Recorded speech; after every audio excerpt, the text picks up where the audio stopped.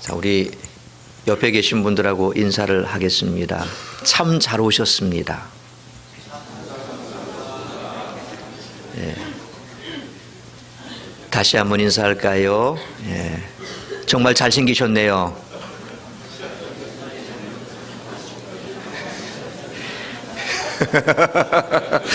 왜 그렇게 말하고도 못 적습니까? 예. 우리는 하나님의 자녀들인데 다 잘생겼죠. 예. 세상에 저희들보다 우리들보다 다 더 잘생긴 사람이 누가 있습니까? 예. 여러분의 얼굴에서, 자, 다시 한번 얘기합니다. 당신의 얼굴에서 광채가 나네요.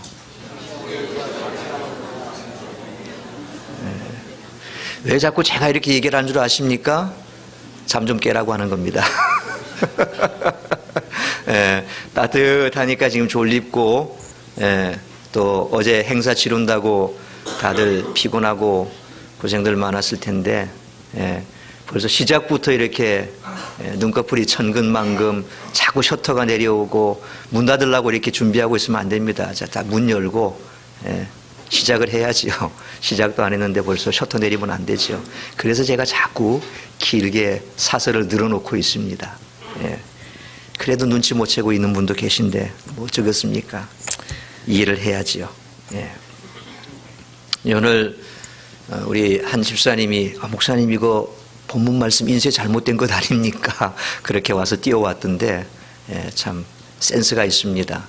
지금 주보를 봐도 이게 본문 말씀이 지난주 말씀인지 새로운 말씀인지 그것도 모르고 또 읽어도 또 새롭고, 예, 그런 분도 있을지도 모르겠는데, 지난 시간에 이어서 본문 말씀이 좀 길어졌기 때문에 제가 일부러 좀 편집을 했습니다. 옛날 같으면 욕심내어서 한꺼번에 다 해서 그냥 주고 싶은데 그러면 또 시간이 너무 길어져서 힘들 것 같아서 잘랐습니다.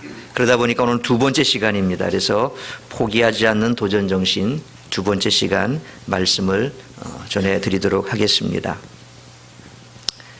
양파리 없이 활을 쏘며 자신의 한계에 도전에 감동을 선사해주는 미국 국가대표 양궁 선수인 맷 스터츠만의 이야기를 먼저 여러분에게 소개해 드리려고 합니다. 맷 스터츠만은 1982년생으로 올해 34살입니다. 그는 2012년 런던 올림픽 양궁 개인전에서 은메달을 땄습니다. 그리고 올해 브라질 리우 패럴림픽에서도 국가대표 양궁 선수로 출전했습니다.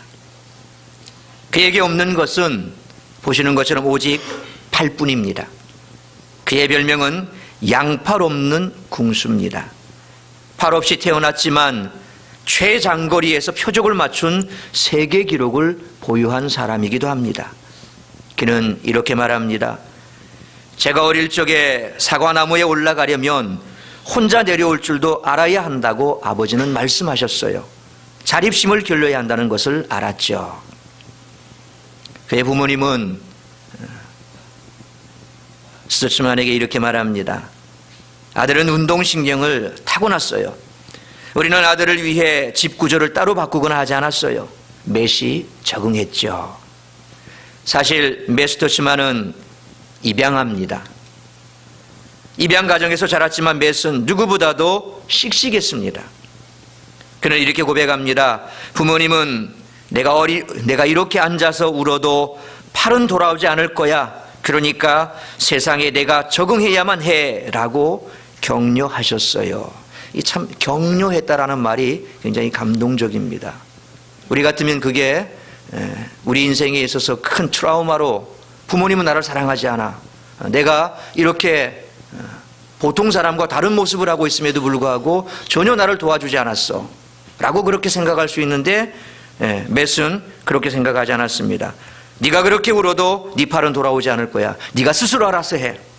근데 그거를 격려라고 그는 생각했다는 거죠. 미국 아이오와 페어필드에 거주하는 그는 매일같이 활쏘기 훈련을 합니다. 활을 쏠 땐 코어로 균형을 잡습니다. 복근을 이용해 상체를 고정하고 절대 부동 자세를 취해야 하죠. 그 다음 다리 근육을 이용해 활을 들고 시위를 겨눕니다. 그는 그렇게 자신의 일상을 소개합니다. 사실 그가 이와 같은 양궁 선수가 되기까지는 그의 절박한 상황도 있었습니다. 사실 그는 두 팔이 없기 때문에 결혼하고 난 이후에 생계를 유지할 수 있는 방법이 없어서 어떻게 하면 좋을까? 그런데 활 쏘는 일에 있어서 그가 한두 번 해보니까 또 그게 적성이 맞고 좋아서 저처럼 들판에 나가서 사냠 사승을 해서 그 사냠 사승하는 대회에서 우승을 하면 상금도 주고 그런 것들이 생계를 유지하기 위해서 시작했던 것이 결국 양궁 선수로까지 그렇게 나가게 됐던 겁니다. 그는 아내와 두 아들이 있습니다. 그리고 그들과 함께 하는 시간을 매우 소중하게 생각합니다. 다시 태어나더라도 지금과 똑같은 모습이었으면 좋겠습니다. 지금의 제 모습에 만족합니다. 이 얘기 역시도 우리에게는 상당히 충격적이지요. 내가 다시 태어난다 하더라도 이 두 팔 없는 모습 이대로 태어나는 것이 더 좋겠습니다.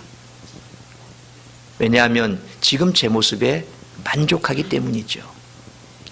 외모지상주의로 모든 것이 대별되는 이 시대에 있어서 어쩌면 참 충격이라고 할 수 있습니다. 그래서 본인의 모습에 자신이 없기 때문에 그 모습을 바꾸고 싶어하는 욕망들이 누구에게나 다 있습니다. 남자건 여자건 할 것 없이 다 있는 거죠. 이와 같은 장애를 가지고 있다면 더더욱 그랬을 겁니다. 그런데 맷은 그렇게 생각하지 않았습니다. 지금의 자기 모습에 만족한다는 겁니다. 양궁 선수가 되기 위해 남들보다 몇 배의 피나는 노력을 했던 것보다도 양팔이 없는 자기 자신을 사랑하고 인정함으로써 세상에 떳떳이 우뚝 서는 모습이 참 감동적입니다. 역시 사람은 처해 있는 상황이 아닌 생각을 어떻게 하느냐의 차이에 따라서 자신의 인생을 바꿀 수 있다는 겁니다. 팔 없는 장애인으로서만 인생을 살 수 있었지만 생각 한 끗 차이로 국가대표 양궁 선수가 된 맷 스터츠만은 같은 시대를 살아가는 우리들에게 참 많은 생각을 하게 합니다. 이 동영상 함께 보도록 하겠습니다.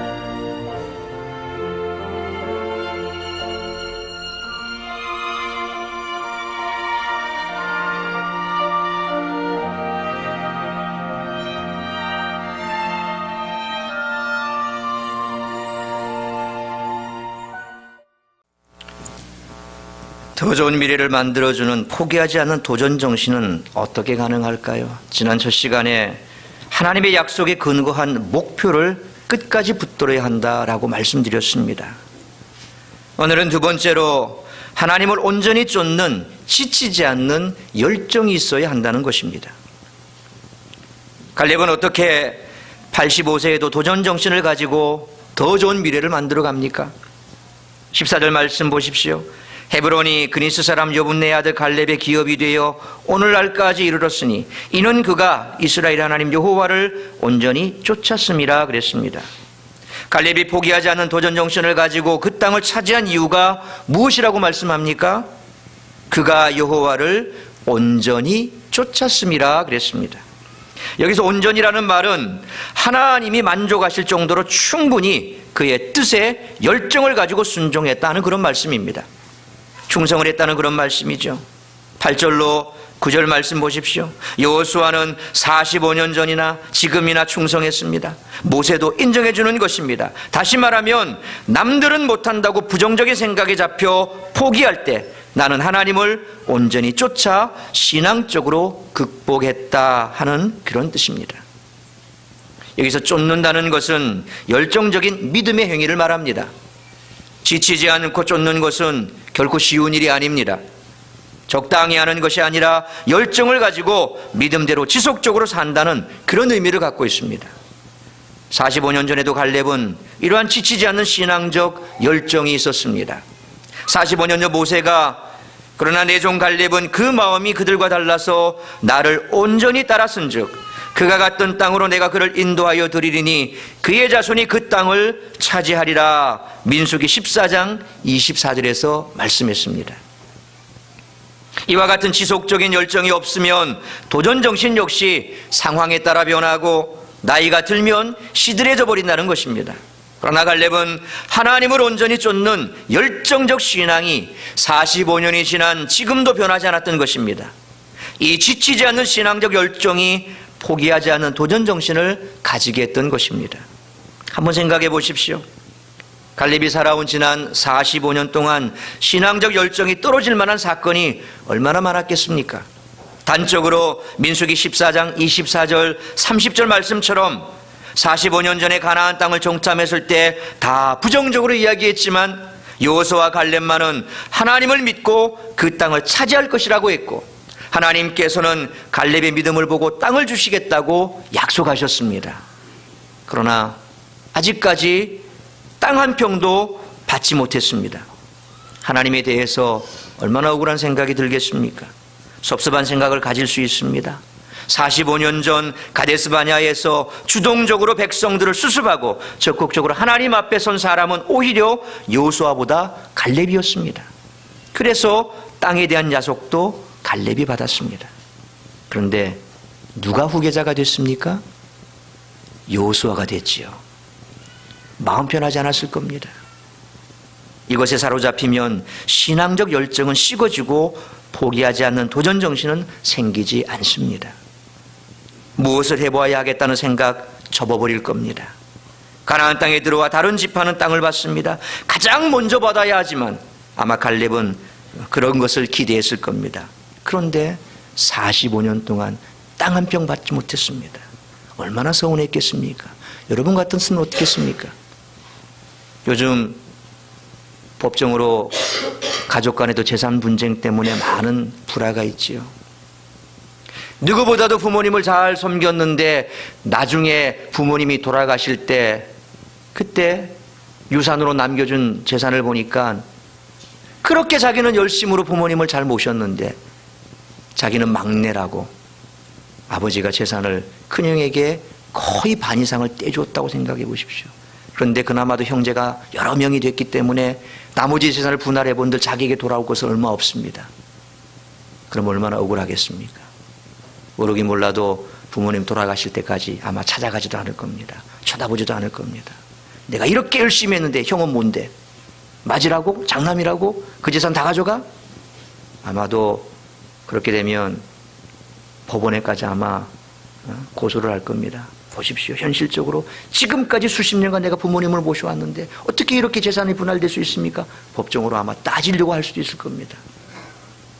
갈렙은 하나님으로부터 45년 전에 네가 그래 내 마음에 합한 사람이고 내 말에 충성했고 순종했어. 내가 이 땅 줄게. 45년 동안 하나님은 입을 닫아버리셨습니다. 땅 한 평 안 주셨습니다. 그도 그렇고 모세의 후계자로 그렇게 열심으로 하나님을 쫓았는데 자기와 두 사람 중에서 하나님은 여호수아를 택해버렸습니다. 그런 그가 과연 45년 이후 다시금 그 땅을 내가 차지하겠다고 도전하고 싶은 마음이 들겠습니까? 얼마나 하나님께서 이 일에 내가 애쓴다고 주실까? 아마 모르긴 몰라도 포기해버릴 겁니다. 그런데 갈렙은 어떻게 합니까? 하나님을 원망하지 않고 그때나 45년이니 지금이나 온전히 쫓았다라고 말하고 있습니다. 갈렙은 그것을 극복하고 온전히 하나님만을 바라보고 쫓아갔습니다. 나이의 한계를 뛰어넘으며 온전히 쫓은 겁니다. 원래 나이가 들면 사람의 신앙도 마음도 다 나약해지고 무능력해지고 무덤덤해집니다. 무엇보다도 열정이 사라집니다. 적당히 안주합니다. 그래, 적어도 내가 신앙인인데 하나님 다른 뜻이 있겠지. 이제 그냥 더 이상 이대로 살자. 적당하게 안주합니다. 편하게 지내려고 합니다. 도전하지 않습니다. 위험을 감수하지 않습니다. 형식적인 신앙이 되기가 쉽다는 겁니다. 그러나 갈렙은 열정적인 신앙으로 포기하지 않는 도전정신을 가지고 그 땅을 차지했던 것입니다. 이방인이라는 신분의 한계를 뛰어넘고 온전히 쫓는 신앙생활을 했습니다. 지난 시간에 말씀드린 것처럼 갈렙은 유대인이 아닙니다. 이방인입니다. 가나안 족속입니다. 이방인입니다. 에돔 족속입니다. 그러니까 그는 유대인의 그 대열 속에 들어올 만한 자격도 없다고 자격지심을 가질 수도 있습니다. 하나님께 택함받지 못한 사람이라고 자격지심 가질 수도 있습니다. 그런데 그때나 45년이 지난 지금이나 온전히 하나님만을 쫓는 신앙생활을 했던 것입니다. 우리는 더 좋은 미래를 만드는데 어떤 방해 요소가 있어도 지치지 않는 열정적 신앙으로 포기하지 않는 도전정신을 잃지 말아야 합니다. 그러면 우리 앞에는 더 좋은 미래가 펼쳐질 것입니다. 기업가 정신을 도전, 창의, 혁신 이런 표현들을 많이 합니다. 이 정신이 역사를 바꾸는 원동력이라고도 말합니다. 경제뿐만 아니라 정치, 문화, 사회를 아우르는 변화의 키워드가 바로 도전, 창의, 혁신 이것이라고 말할 수 있습니다. 더 나은 미래를 위해 혁신하고 세계로 시야를 넓히고 고난에 굴복하지 않는 이 도전 정신이 더 좋은 미래를 만들어간다는 것입니다. 그런데 처음에는 도전 정신을 가지고 시작한 사람들이 시간이 지나면 지날수록 환경의 벽에 부딪히고 여러 가지 어려움을 만나게 되면 결국 그 도전 정신도 시들해지고 포기해버린다는 겁니다. 대기업 직원들의 평균 근속 연수는 11.7년에 불과하다고 합니다. 56만이 넘는 음식점 중에서 10년 이상 영업을 계속하고 있는 곳은 전체 업장 중에 7.3%에 불과하다고 합니다. 매년 107만 명이 창업을 하고 86만 명이 폐업을 한다고 합니다. 식당을 창업하여 성공할 확률은 5% 미만이라고 말합니다.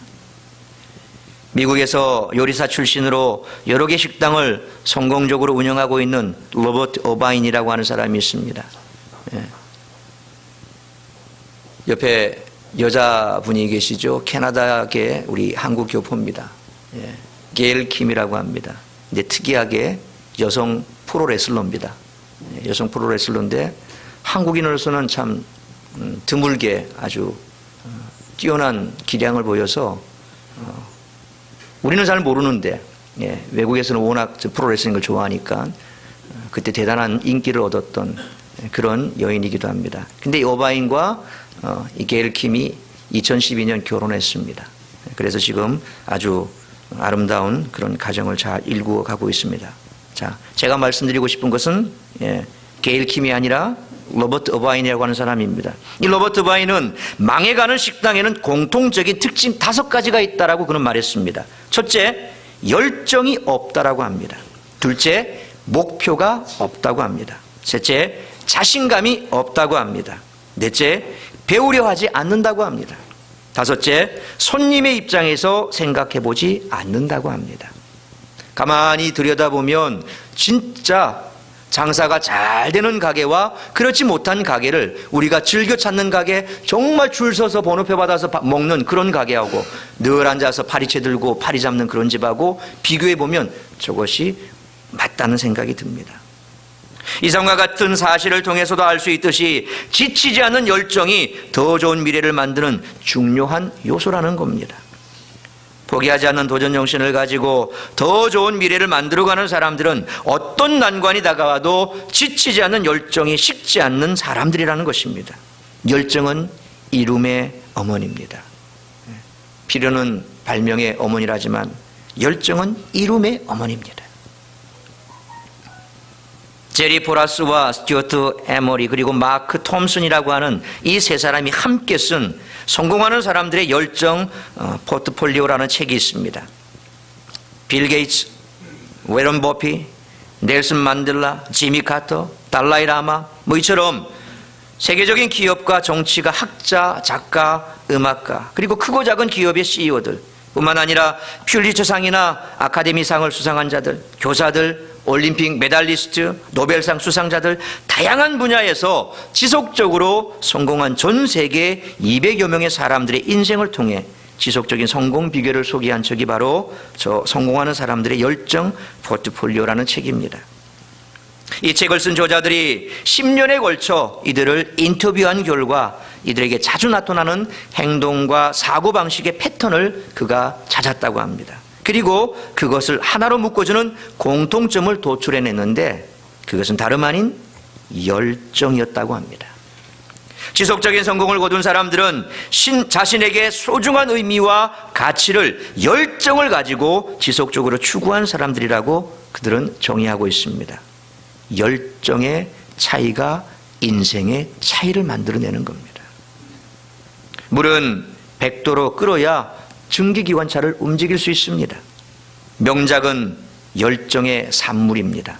인류가 누리는 역사적 산물이란 열정을 가진 사람들의 작품이라고 할 수 있습니다. 열정을 가진 사람들이 있었기 때문에 아름다운 음악을 들을 수 있고 우리는 지금 편안한 생활을 할 수가 있게 되고 있습니다. 어떤 것을 이루는 사람들은 대부분 지치지 않는 열정의 사람입니다. 우리가 잘 아는 임마누엘 칸트는 74세에 순수 이성 비판과 실천 이상 비판이라는 책을 썼습니다. 그리고 베르디는 85세에 아베 마리라고 하는 유명한 곡을 작곡했습니다. 시인 테니스는 80세가 되어서야 죽음을 향해라고 하는 유명한 시를 세상에 내놓았습니다. 그리고 괴테는 80세에 파우스트라고 하는 역작을 완성했습니다. 미켈란젤로 역시 85세로 죽을 때에 성 베드로 성당의 공사를 감독했고 그리고 피에타라고 하는 유명한 조각품을 만들어내기도 했습니다. 지치지 않는 열정은 세상에 업적을 남긴 사람들의 대표적인 공통점입니다. 베토벤은 청각 장애를 앓고 있으면서도 열정적으로 작곡했습니다. 그는 최소한 하나의 곡을 12번 이상 다시 쓰고 지우고 했다고 합니다. 하이드는 숱한 역경을 겪으면서도 800개 이상의 곡을 작곡했습니다. 특히 불후의 명곡인 천지창조는 66세 때 발표한 곡으로 800번이나 작품을 써본 후에야 만들어졌다라고 합니다. 레오나르도 다빈치는 그의 걸작 최후의 만찬을 8년 동안이나 무려 2000번이나 스케치를 했다고 합니다.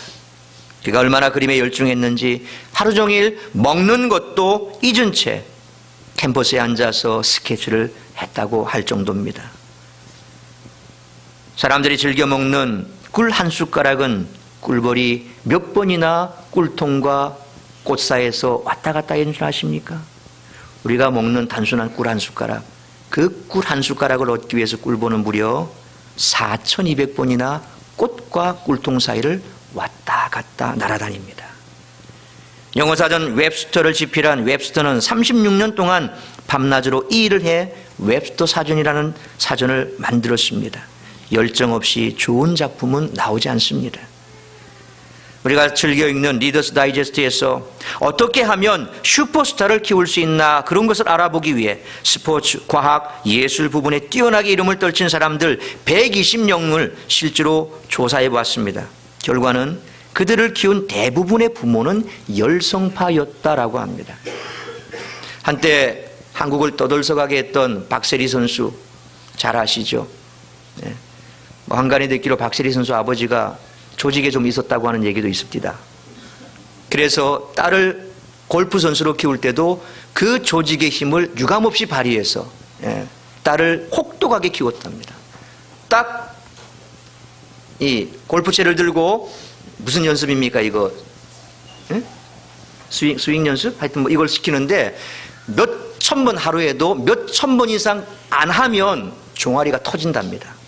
그리고 담력을 키우기 위해서 그 어린아이를 무덤에 데리고 간답니다. 밤중에, 밤 12시에. 무덤에 데리고 가서 거기에서 이 연습을 시킵니다. 어린아이가 여자가 얼마나 겁이 납니까? 그런데 거기에서 담력을 키우라는 거죠.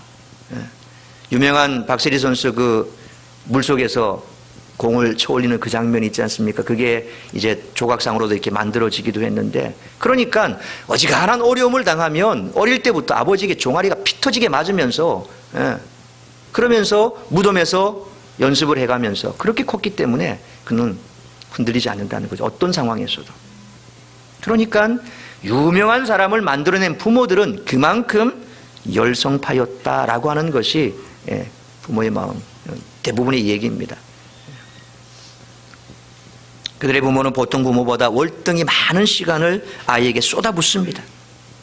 무딘 화살촉은 관역을 뚫을 수 없습니다. 거지도 부지런하면 따뜻한 밥을 먹을 수 있습니다. 세상을 변화시키는 전문가는 열정을 가진 사람에게서 나온다는 겁니다. 우리가 좋아하고 간절히 바라는 어떤 목표를 추진하도록 고무하는 활동적인 에너지, 이게 바로 열정이라고 하는 겁니다. 열정은 전등을 밝히는 발전기와 같은 것으로 인간의 미래를 빛나게 만드는 힘이 바로 열정입니다. 열정은 자기 연민이나 비관, 불평의 모래를 제거해야 합니다. 영어에서 열정이라고 할 때 enthusiasm이라고 합니다. 이 enthusiasm이라고 하는 말은 헬라 말에서 엔테오스라고 합니다. 엔테오스. 이 엔테오스라고 하는 헬라 말은 안에, 인이란 말이죠. 엔테오스. 인이란 말, 안에, 그리고 함께라는 말이 있습니다. 그리고 데오스라고 하는 말은 데오스. 우리가 하나님만을 하죠. 하나님, 데오스. 그러니까 엔테오스라고 하는 말은 바로 열정은 하나님과 함께 있는 자에게 나타나는 삶의 에너지라는 겁니다. 이미 여러분은 하나님과 함께하고 계십니다. 여러분 속에는 하나님이 주신 에너지가 무한히 넘쳐납니다. 여러분에게 열정이 있습니다. 그래서 예수 믿는 사람이 예수 믿지 않는 사람보다 더 부지런할 수 있는 이유가 뭡니까? 하나님은 여러분에게 남들이 발휘하지 못하는 에너지를 주셨고 그걸 발휘할 수 있도록 도와주신다는 겁니다. 그러니까 남들보다 더 부지런할 수 있습니다. 남들보다 더 적극적일 수 있습니다. 남들보다 더 열정적으로 더 잘해낼 수 있는 자질이 여러분 속에는 주어져 있다는 사실에 감사하시길 바랍니다. 그래서 예수 믿는 사람들이 성공을 많이 하는 이유가 그겁니다. 딴 것 없습니다. 다른 사람보다 열정이 있습니다. 엔테오스라고 하는 하나님이 열정을 여러분이 주셨습니다. 하나님은 열정의 아버지십니다. 믿으십니까? 하나님께서는 열정적으로 일을 하십니다. 예수님께서도 뭐라고 말씀하셨습니까? 안식일에서 안식일 논쟁이 벌어졌을 때 아버지가 일하시니 나도 일한다. 아버지가 일하시니 나도 일한다.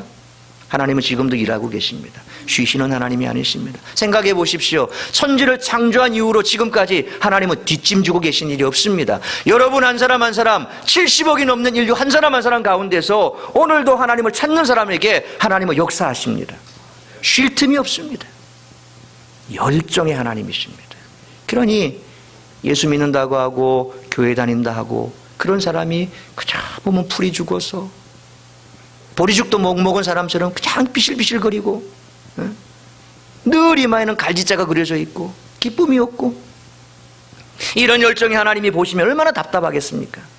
여러분의 자녀를 키울 때 자녀가 정말 최선을 다해서 뒷바라지 않음에도 불구하고 저는 맨날 자녀가 보면 풀이 푹 죽어있고 그랬으면 화가 나요 안 나요?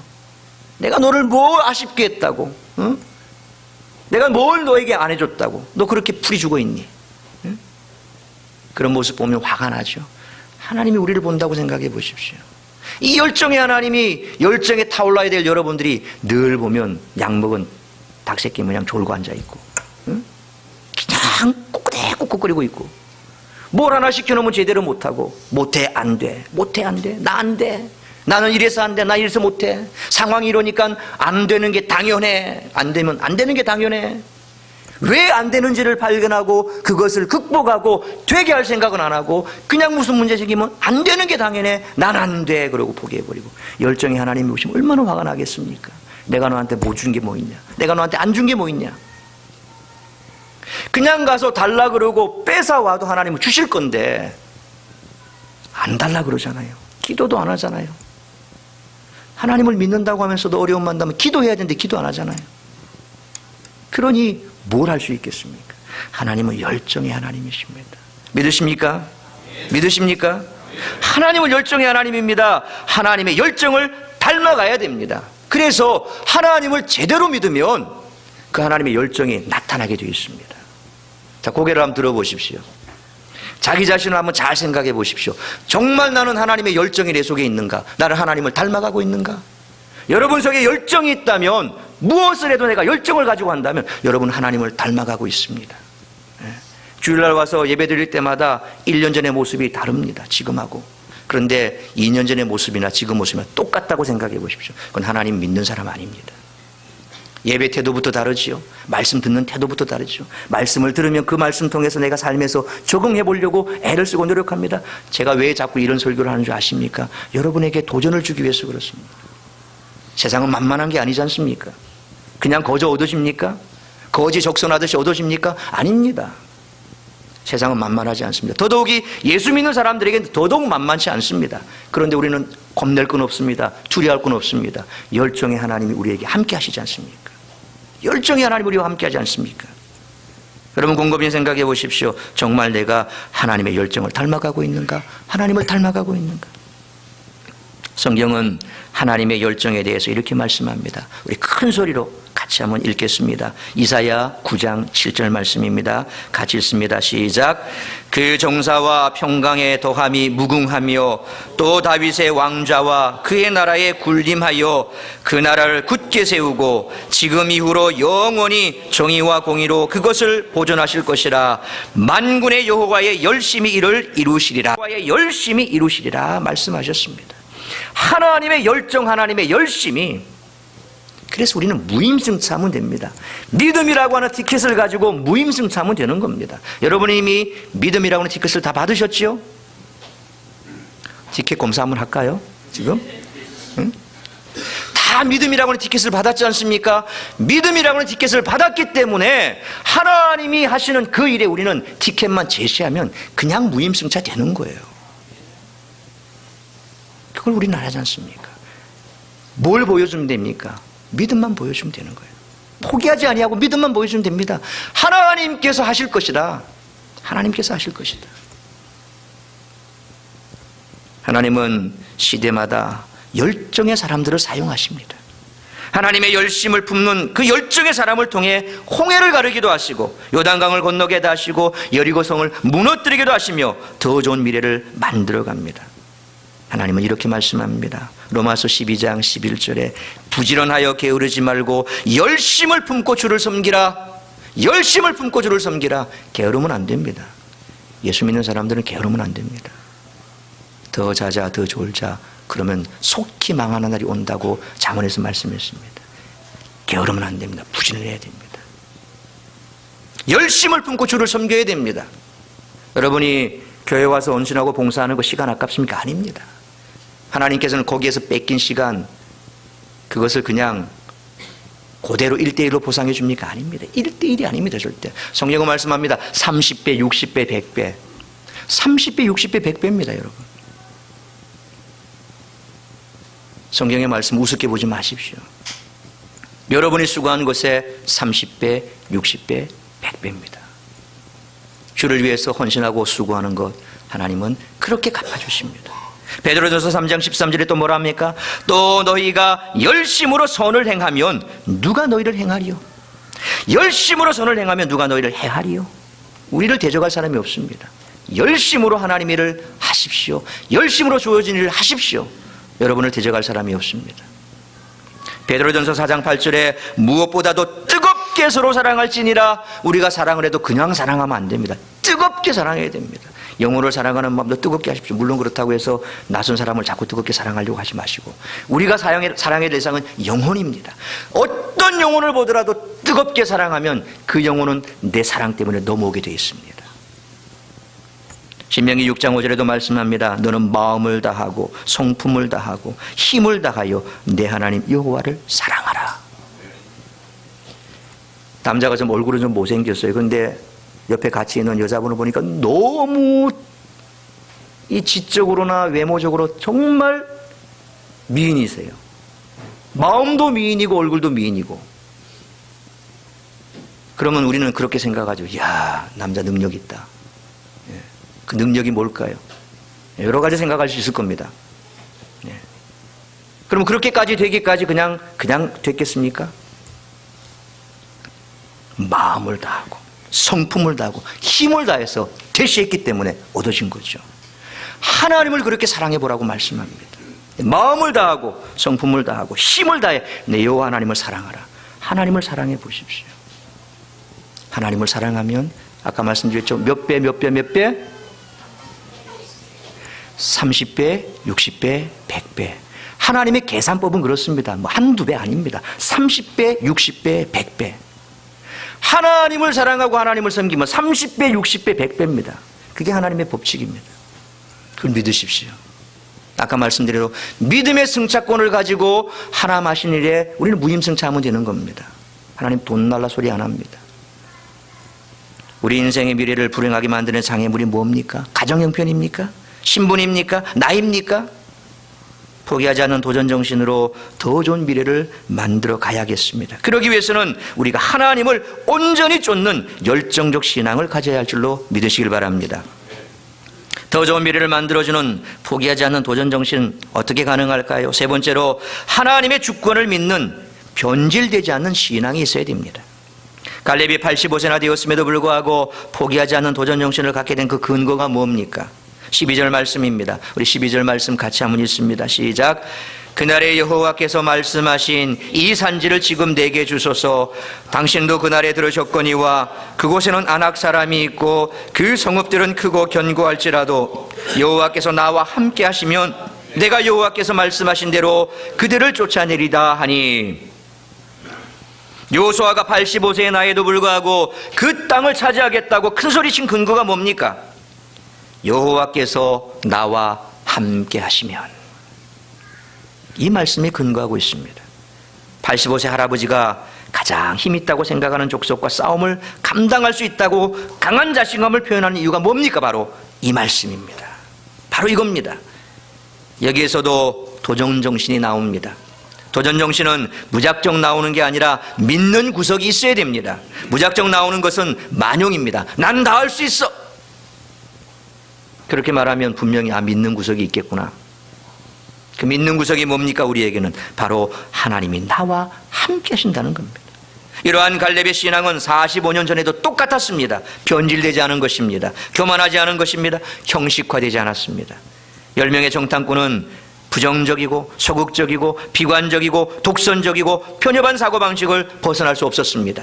자기들은 그 사람들과 비교해보니 메뚜기와 같다 그랬습니다. 도저히 안 된다는 겁니다. 도전정신이 없는 겁니다. 그 땅을 자신들을 삼킬 거라고 그랬습니다. 내가 그 땅을 차지하는 것이 아니라 그 땅이 나를 삼킬 거다. 우리는 메뚜기다. 패배의식에 사로잡힌 겁니다. 그래서 수많은 사람들을 실망케 하고 낙담케 했던 원인이 바로 이 사람들의 부정적인 말이었고 부정적인 생각이었습니다. 불평분자가 된 겁니다. 여러분, 무슨 일을 하더라도 불평의 말을 먼저 하지 마십시오. 그리고 많은 사람들이 모인 곳에서 불평하지 마십시오. 여러분 스스로도 판단받게 되어 있습니다. 긍정 100%의 사람은 어딜 가나 환영받습니다. 그런데 부정 100%의 사람은 어딜 가나 나중에 되면 왕따 돼버립니다. 예수 믿는 사람은 긍정 100%가 될 줄로 믿습니다. 아멘입니까? 여러분을 통해서 긍정의 힘이 자꾸 전파가 돼야 됩니다. 야, 저 사람 있으면 안 될 것도 될 것 같아. 불가능도 가능할 것 같아. 막 이런 기운들이 느껴져야 되는데 오면 또 오늘 와서 무슨 얘기할까? 또 뭐 보니까 뭐 이런 일이 있는데 저것도 뭐라고 또 아마 비판할 거야. 이런 생각이 먼저 탁 내 머리에 들어온다 그러면 그분은 성공하기 힘듭니다.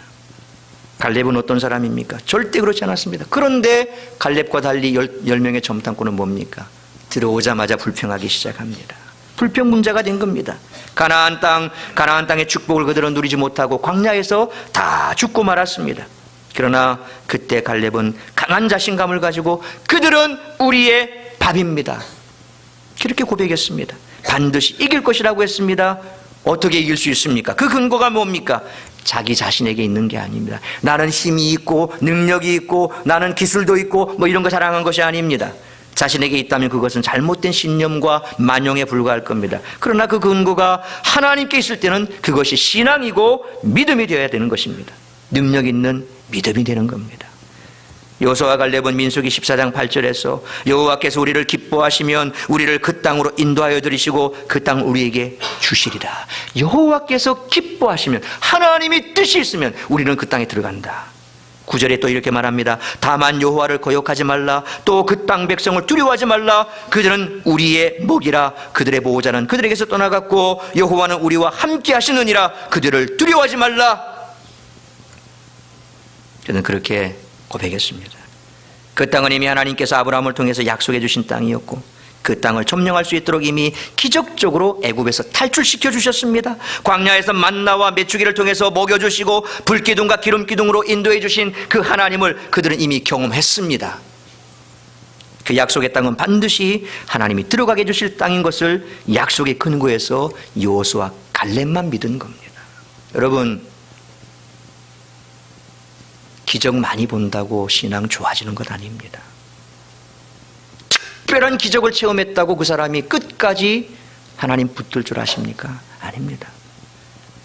여러분의 삶 속에서 살아계신 하나님, 나와 함께 하시는 하나님, 특별한 기적은 체험하지 않았지만 늘 시시때때로 하나님이 나와 함께 하신다는 것이 고백되어지고 그것이 내 삶의 기쁨이고 그것 때문에 나는 하나님을 결코 떠날 수 없고 그래서 나는 그것 때문에 하나님만 믿고 나아간다. 그런 신앙이 변질되지 않은 신앙입니다. 죽었다 살아났다고 그 신앙이 완전히 바뀔까요? 언젠가는 사람은 다 떠나게 되어 있습니다. 그 한 번의 죽음에서의 회생이 그 인생을 바꾸지는 못합니다. 끊임없이 자기는 죽어야 됩니다. 나는 죽었던 사람이야. 나는 하나님 안에서 다시 태어났어. 그래서 나는 하나님만을 따르고 순종하는 삶을 살아야 돼. 끊임없이 자기에게 몰아오는 여러 가지 어려움들을 다 그런 믿음으로 극복할 수 있어야 된다는 겁니다. 그게 변질되지 않는 신앙입니다. 45년이 지난 지금도 마찬가지입니다. 적은 강하고 성은 견고하고 자신은 이미 늙고 힘이 없지만 그 조건을 뛰어넘을 수 있는 단 한 가지 비결은 하나님이 함께 하시면, 임마누엘의 하나님이 그 현장에 함께 계시면 결국 약속의 땅을 차지하고 누릴 수 있다라고 하는 이 하나님의 주권을 믿는 신앙이 갈렙에게는 있었던 겁니다. 갈렙은 하나님의 절대 주권을 믿는 신앙이 45년이 지난 85세에도 불변하였습니다. 변하지 않았습니다. 전적으로 하나님의 주권을 신뢰하고 말씀을 따라 돌진하는 그런 신앙을 가지고 있었습니다. 포기하지 않는 도전 정신은 하나님의 절대 주권을 믿는 변질되지 않은 신앙에서 나오는 줄 믿으시길 바랍니다. 그래서 신앙인이 성공할 확률이 높은 게 이런 겁니다. 어떤 상황에도 변질되지 않는 것. 로마서 8장 28절 말씀처럼 합력하여 선을 이루실 거다. 지금 당장의 결과는 좋지 않습니다. 그러나 그 좋지 않은 결과도 하나님은 선으로 바꾸실 것이다. 아무나 가능한 생각입니까? 아무나 가능한 생각 아닙니다. 하나님의 말씀을 알고 믿고 따르는 사람만 가지는 생각입니다. 합력하여 선을 이룰 것이다. 지금 내가 이와 같은 어려움을 당하지만, 지금 문제가 있고 지금 문제가 해결되지 않고 있지만 그러나 해결될 것이다. 시편을 읽고 묵상하는 사람은 그걸 압니다. 다윗이 그렇게 고백하지 않습니까? 어려움을 당할 때 하나님 앞에 울부짖습니다. 믿는 사람은 어려움 당할 때 하나님을 찾아야 됩니다. 하나님 앞에 울부짖습니다. 해결해 달라고 울부짖습니다. 해결되지 않았습니다. 그러니까 다윗의 시편을 보면 마지막에 뭐라고 고백합니까? 이제 다 해결됐다. 하나님이 다 응답해 주셨다. 다 받았다. 환경적으로 변한 건 없지만 그는 그 마음속에 하나님 앞에 부르짖고 기도했더니 과거에 나와 함께 하셨던 하나님, 그 하나님의 기적을 내가 체험했기 때문에 오늘 이 문제를 하나님이 해결해 주실 것이다. 미래의 하나님, 역사하실 하나님을 미리 그는 생각하고 하나님 앞에 감사의 찬양을 드렸던 겁니다. 이게 변질되지 않는 신앙의 사람입니다. 그래서 신앙은 위대한 겁니다. 살아계신 하나님을 믿는 우리의 신앙은 위대한 겁니다. 여러분이 이 자리에 지금 앉아 있다는 것 얼마나 감사해야 될지 모릅니다. 여러분이 만약에 신앙이 없이 세상에서 그냥 그렇게 살아간다고 생각해 보십시오. 세상 흘러가는 대로 물 흐르듯이 사는 게 잘 사는 겁니까? 순리대로 산다고 세상 사람들이 그렇게 말하죠. 우리는 순리를 역행할 줄 아는 사람입니다. 세상의 시류를 거꾸로 갈 줄 아는 사람입니다. 종교개혁의 기치가 바로 그것 아닙니까? 세상의 시류를 거꾸로 거슬러 가는 사람. 그 사람을 통해서 오늘 기독교가 기독교 된 겁니다. 우리 역시도 마찬가지입니다. 세상이 이렇게 흘러간다 할지라도 우리는 거꾸로 흘러갈 줄 아는 사람들입니다. 이게 신앙의 사람이요, 변질되지 않는 열정의 신앙의 사람이라는 겁니다. 하나님의 절대 주권을 믿고 포기하지 않는 그런 도전정신, 그런 도전정신이 더 좋은 미래를 만들어 간다는 겁니다. 다윗을 보십시오. 사무엘상 17장 45절 말씀을 보면 골리앗을 칠 때 다윗이 블레셋 사람에게 이르되 너는 칼과 창과 단창으로 내게 나오거니와 나는 만군의 여호와의 이름 곧 내가 모욕하는 이스라엘 군대의 하나님의 이름으로 내게 나아가노라. 그렇게 선포하며 하나님의 절대 주권을 믿고 2m가 넘는 골리앗 앞에 다윗은 섰습니다. 다윗이 가지고 간 무기가 뭡니까? 물맷돌 5개. 전쟁에 나가는 군인이 가져갈 무기가 아닙니다. 그냥 들판에서 조그마한 토끼나 잡고 사냥하는 그 정도 수준, 그 정도 수준의 물맷돌 5개. 그러나 하나님이 함께 하시면 군인의 무기가 아닌 이 물맷돌로도 골리앗을 무너뜨리는 줄 믿으시길 바랍니다. 모세의 지팡이 역시 마찬가지입니다. 평범한 지팡이입니다. 그러나 하나님이 함께 하시면 기적의 지팡이로 사용됩니다. 지팡이를 드니 홍해가 갈라졌습니다. 반석을 치니 거기에서 샘물이 솟아났습니다. 아무것도 아닌 것 같지만 하나님이 역사하시면 그것은 기적의 도구가 됩니다. 여러분 역시도 마찬가지입니다. 한 사람 한 사람 나는 보잘것없어, 나는 별 볼 일 없어, 나는 학교도 이래, 학벌도 이래, 그리고 뒷배경도 이래, 나는 뭐 하다가 망한 사람이야, 나는 뭘 해도 안 되는 사람이야. 그건 여러분의 과거입니다. 여러분이 이제 하나님을 믿고 예수님 안에 있는 여러분들은 하나님은 여러분의 인생을 바꾸시기로 작정했기 때문에 이 자리에 앉게 하신 겁니다. 여러분의 인생을 완전히 뒤집기 위해서 이 자리에 앉게 하신 겁니다. 그걸 믿으셔야 됩니다. 나는 지금이나 앞으로도 안 될 거야. 특별히 우리 영업하시는 청년들 뭐가 잘 안 됩니까? 힘들죠. 하루 종일 이거 흔든다고 해서 어떤 성과가 납니까? 힘들죠. 팔 떨어지고. 포기하지 마십시오. 믿음을 가지십시오. 오늘 내가 이 흔드는 이 순간 이걸 보고 누가 올지 어떻게 합니까? 모릅니다. 하나만 계약하려고 왔는데 정말 하나님 앞에 기도하고 열심히 살았더니 하나님께서 2개, 3개 막 계약을 주시더라. 어떻게 합니까? 하나님은 기적의 하나님이고 역사의 하나님인 줄 믿으시길 바랍니다. 그 믿음을 가지셔야 됩니다. 제가 우리 청년들을 볼 때마다 늘 그런 마음이 막 속에서 끌어올라요. 그러니까 조는 청년들 보면 가서 쥐어받고 싶지만 눈 좀 뜨고 말이야 들어야 되는데 말이야. 응? 내 인생이 지금 바뀌어야 되는데, 내 삶이 바뀌어야 되는데 내가 여기서 지금 주저앉으면 안 되는데. 우리 성도분들도 마찬가지입니다. 내 나이가 몇인데 내가 지금 어떤 상황에 있는데 아닙니다. 갈렙은 85세입니다.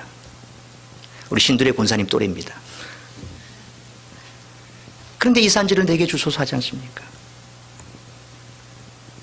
하나님 앞에 여러분은 기적의 도구가 될 줄로 믿으시길 바랍니다. 어린아이의 보리떡 5개, 물고기 2마리 아무것도 아니지요. 그러나 하나님이 함께 하셨으니까 5,000명, 장정 5,000명이 먹고 12광줄이나 남았다고 말씀하지 않습니까? 예수님의 제자들은 무식하고 사회적인 지위도 없고 물질도 없는 사람들입니다. 그러나 하나님의 손에 붙들려니까 세계를 변화시키는 그런 사도가 됐습니다.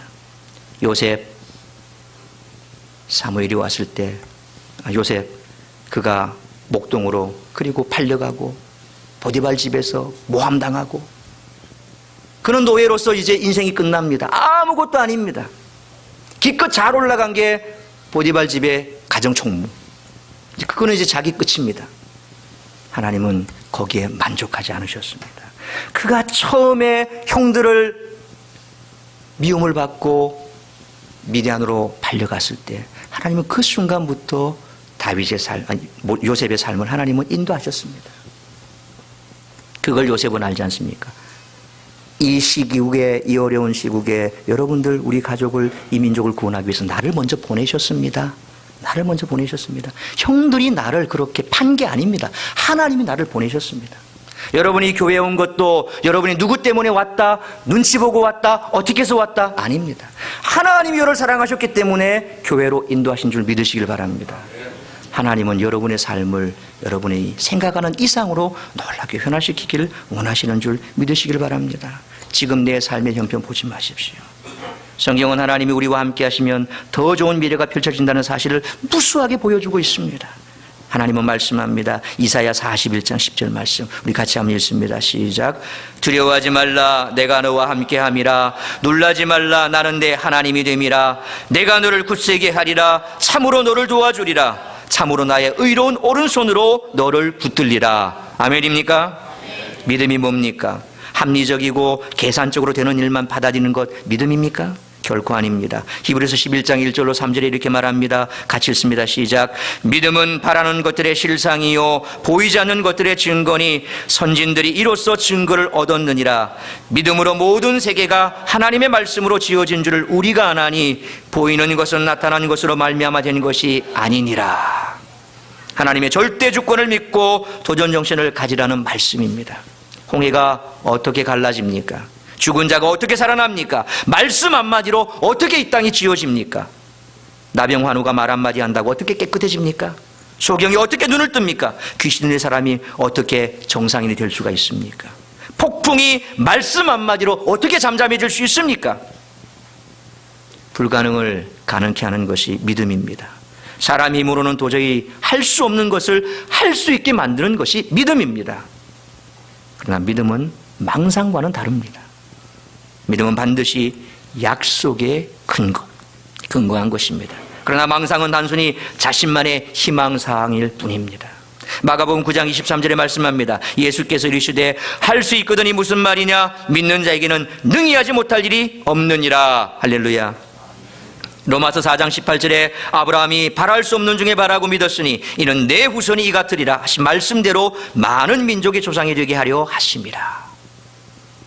사랑하는 성도 여러분, 하나님의 절대 주권을 믿고 포기하지 않는 도전 정신을 가질 수 있기를 주의 이름으로 축원합니다.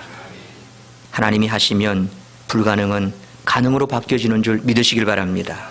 우리도 갈렙처럼 85세가 되어도 더 좋은 미래를 살아가는 하나님의 은혜를 누려야 합니다. 더 좋은 미래를 만들어주는 포기하지 않는 도전 정신 어떻게 가능하다고 했습니까? 첫째는 하나님의 약속에 근거한 목표를 끝까지 붙들어야 됩니다. 여러분 인생에 목표가 있어야 됩니다. 그것도 하나님이 주시는 목표가 있어야 됩니다. 비전입니다. 두 번째, 하나님을 온전히 쫓는 지치지 않는 열정이 있어야 됩니다. 여러분은 패션이 있어야 됩니다. 열정이 있어야 됩니다. 세 번째로 하나님의 주권을 믿는 변질되지 않는 신앙이 있어야 됩니다. 목표가 있어야 됩니다. 열정이 있어야 됩니다. 변함없는 신앙이 있어야 됩니다. 이 세 가지의 성경적 마인드를 잘 설치함으로 더 좋은 미래를 만들어가는 우리 모두가 될 수 있기를 주의 이름으로 축원합니다.